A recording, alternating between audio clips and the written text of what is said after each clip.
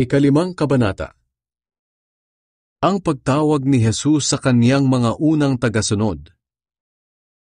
Isang araw nakatayo si Jesus sa baybayin ng lawa ng Genesaret at nagsisiksikan sa kanya ang napakaraming tao upang makinig ng salita ng Diyos. May nakita si Jesus na 2 bangka sa baybayin. Nagbabaan na sa bangka ang mga mangingisda at naghuhugas na ng mga lambat nila. Sumakay siya sa isang bangka at nakiusap kay Simon na may-ari ng bangka na itulak iyon ng kaunti sa tubig. Naupo si Jesus sa bangka at nagturo sa mga tao. Pagkatapos niyang mangaral, sinabi niya kay Simon, "Pumalaot kayo at ihulog ang mga lambat ninyo at makakahuli kayo ng isda." Sumagot si Simon, "Guro, magdamag po kaming ng isda, pero wala kaming nahuli. Pero dahil sinabi ninyo, ihuhulog ko ulit ang lambat." Kaya pumalaot sila at inihulog ang lambat. At napakaraming isda ang nahuli nila hanggang sa halos masira na ang kanilang lambat. Kaya kinawayan nila ang kanilang mga kasama na nasa isa pang bangka para magpatulong.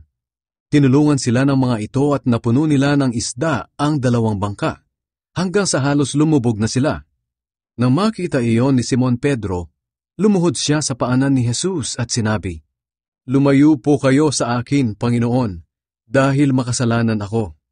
Ganito ang naging reaksyon niya, dahil labis siyang namangha, pati na ang mga kasamahan niya sa dami ng nahuli nila. Namangha rin sina Santiago at Juan na mga anak ni Zebedee, na mga kasosyo ni Simon. Sinabi ni Jesus kay Simon, "Huwag kang matakot. Mula ngayon hindi na isda ang huhulihin mo, kundi mga tao na, upang madala sila sa Diyos." Nang maitabi na nila ang kanilang mga bangka, iniwan nila ang lahat at sumunod kay Jesus. Pinagaling ni Jesus ang isang lalaking may malubhang sakit sa balat. Isang araw, nang nasa isang bayan si Jesus, lumapit sa kanya ang isang lalaking may malubhang sakit sa balat. Lumuhod ito sa harap niya at nagmakaawa na pagalingin siya. "Panginoon, kung gusto niyo po, mapapagaling niyo ako upang maituring akong malinis." Hinawakan siya ni Jesus at sinabi, "Gusto ko, luminis ka." At gumaling agad ang kanyang sakit. Sinabihan siya ni Jesus, "Huwag mo itong sasabihin kahit kanino. Sa halip pumunta ka sa pari at magpasuri. Pagkatapos maghandog ka ayon sa iniutos ni Moises bilang patunay na malinis ka na."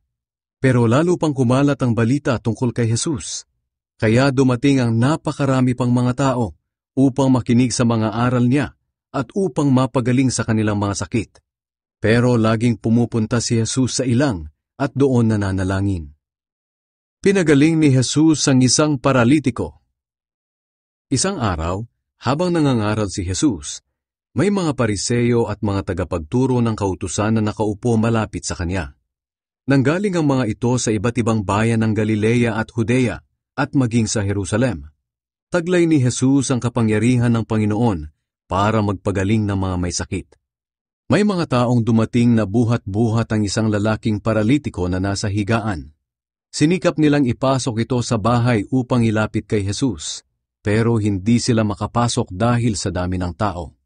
Kaya umakyat sila sa bubong at binutasan ito. Pagkatapos, ibinaba nila sa harap ni Jesus ang paralitikong nakahiga sa kanyang higaan. Nang makita ni Jesus ang kanilang pananampalataya, sinabi niya sa paralitiko, "Kaibigan, pinatawad na ang mga kasalanan mo."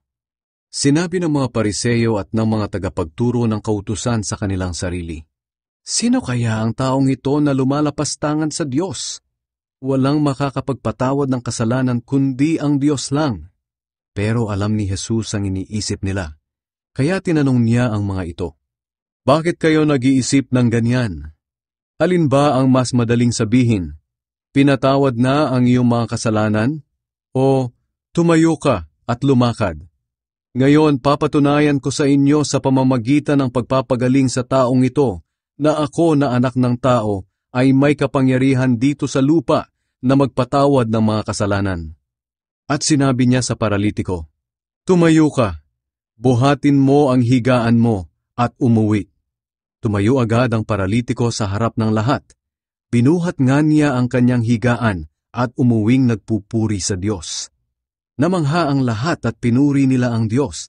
Sinabi nila, "Kahanga-hanga ang mga bagay na nakita natin ngayon." Tinawag ni Jesus si Levi.